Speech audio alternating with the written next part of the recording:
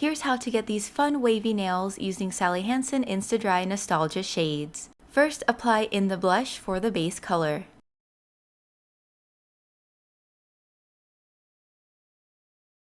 Then use Gain Momentum and a thin brush to draw a wavy line diagonally onto the nail.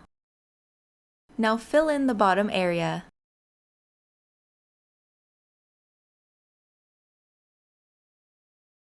Use Rapid Rose to add another wavy line.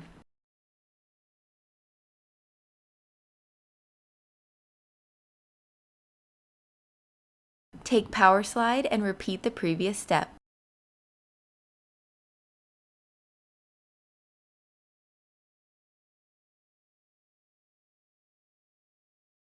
Now apply a top coat for a smooth finish.